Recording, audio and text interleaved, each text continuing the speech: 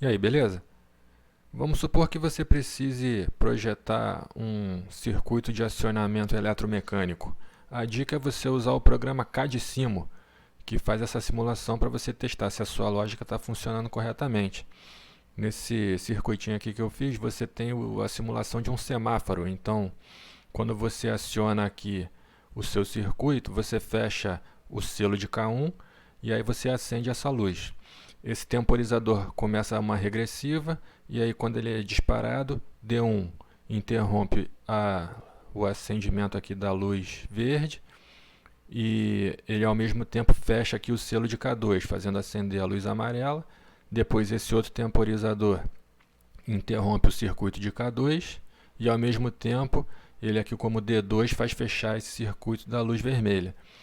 E aí depois esse temporizador volta aqui para D3, fechando de novo o circuito da luz verde. Então ele fica num loop contínuo como se fosse um semáforo. Você acende aqui a luz verde, aí depois ele passa para a luz amarela, aí depois ele fecha aqui a bobina de K3, vem para a luz vermelha, aí ele volta para a luz verde e fica nesse loop contínuo. Então aqui você consegue testar que a lógica do seu circuito está funcionando corretamente.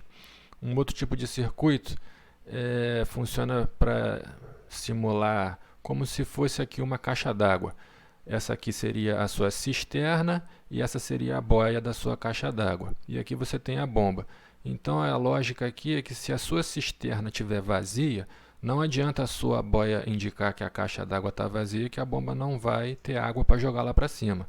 Então aqui eu posso mexer na minha boia passando da posição cheia para a posição vazia, que a bomba não vai acionar, porque aqui eu estou indicando que a cisterna está vazia. Se eu mudar a posição indicando que a cisterna tem água, aí sim, se a boia vier indicando que a caixa d'água está vazia, a bomba começa a jogar água lá para cima. Depois a caixa d'água enche, aí a boia indica que a caixa d'água está cheia e a bomba desliga. Então sempre que a cisterna tiver água, basta a boia indicar que a caixa d'água está vazia que a bomba vai ser acionada. Mas se a cisterna aqui estiver vazia, você não vai ter água para jogar lá para cima. Esse aqui é um outro sisteminha que mostra como é que você freia um motor com injeção de corrente contínua. Esse motor aqui é um trifásico, acionado aqui por K1, então as fases chegam aqui nos polos dele. Quando você pega uma corrente contínua e faz esse bypass aqui, você injetando uma corrente contínua, você deixa de ter a alternância dos polos, e aí você tem um freio elétrico. Então a ideia aqui é que quando você fecha esse selo de K1, o seu acionamento está girando aqui o motor para a direita, e aí se você apertar aqui em S1, você vai fechar a bobina de K2, e aí você vai entrar com a injeção de corrente contínua, e aí aparece esse símbolo lá no motor de um zero entre parênteses. Isso indica que está sendo injetada a corrente contínua, e aí o motor fica parado. Para acionar de novo, você liga aqui K1, ele volta a funcionar girando para a direita, e injetando a corrente contínua, ele freia, então você tem aí o esquema de um freio elétrico. Um outro tipo de fechamento aqui desse esquema é para inverter o sentido de rotação do motor. Então você tem aqui os polos, você repara que o polo 1, 2 e 3 está chegando aqui em U, V, W, quando eu fecho K1. Mas se eu fechar aqui em K2, você repara que a fase L2 está entrando agora em W e a fase L3 está entrando aqui em V. Então eu estou invertendo os polos de V e W. Então se eu energizar aqui o meu circuito, eu vou ligar ele no sentido horário e aí aqui o meu motor está girando para a direita.